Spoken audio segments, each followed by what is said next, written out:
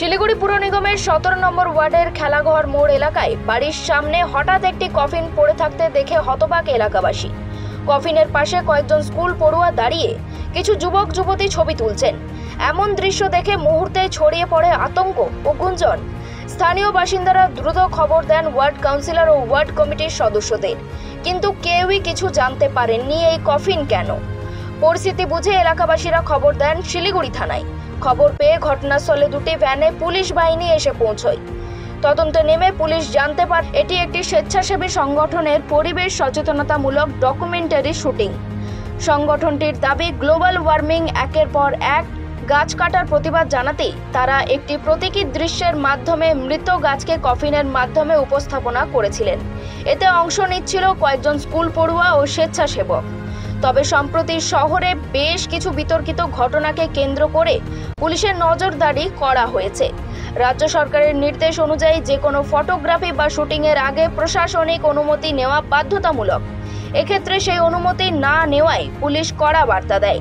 পরে পুলিশের হস্তক্ষেপে পরিস্থিতি আতঙ্ক কাটে এলাকাবাসীর।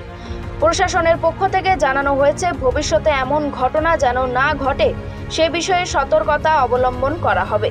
না, ব্যাপারটা হচ্ছে আমরা তো জানি না যে এটা প্রসেস, তো আমরা জাস্ট একটা পরিবেশ দিবসের অ্যাওয়ারনেস নিয়ে একটা ছোট্ট ডকুমেন্টারি বানাচ্ছিলাম ওয়েলফেয়ার অর্গানাইজেশনের থেকে। কারণ এত গাছ কাটা হচ্ছে আমাদের ভারতে এখন কারেন্ট যে গাছের পরিমাণ নর্মালি 33% রাখতে লাগে যতটা ল্যান্ড এরিয়া, তাতে ভালো এনভায়রনমেন্ট হয়, যেটা ব্রাজিলে 65%। Being a EVS teacher I am aware about all this things. কিন্তু আমাদের ভারতে 2019-এ মানে 21 পয়েন্ট সামথিং ছিল, এখন 24 পয়েন্ট সামথিং। আর ডিফরেস্টেশন ভীষণভাবে বেড়ে যাচ্ছে। তো মানুষকে যদি আমরা সেরকম একটা মন ছোঁয়া ডকুমেন্টারি দিয়ে তার মনের ভেতরে এটা না ঢোকাতে পারি যে গাছ লাগানোটা কতটা দরকার, সেই জন্য আমরা এই একটা নতুন অভিনব পন্থাতে একটা পরিবেশের একটা অ্যাওয়ারনেস প্রোগ্রামের জন্য একটা ডকুমেন্টারি তৈরি করতে যাচ্ছিলাম। তো এবার আমরা জানি না যে শ্যুট করতে হলে এত কিছু পারমিশনের দরকার হয়, সেটাই সেই জায়গাটাতে আমাদের মহামারী থেকে হোক, ট্রেন দুর্ঘটনা সবসময় মানুষের পাশে দাঁড়িয়েছে।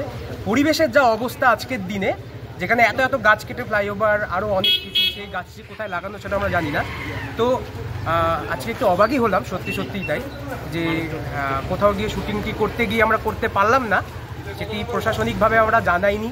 এটা একটু একদমই ঠিক, লিগালিভাবে যদি আমি ধরি। কিন্তু শিলিগুড়ি ওয়েলফেয়ার অর্গানাইজেশনের সাথে আজকে এরকম প্রথম হলো, যেটা হয়তো আগে কখনো হয়নি, যে একটা আমরা পরিবেশকে বাঁচানোর জন্য এসেছিলাম। এখানে যতগুলো লোক এসছে, বাচ্চা 8 থেকে 80, সবাই পরিবেশকে বাঁচানোর জন্য এসেছিলাম।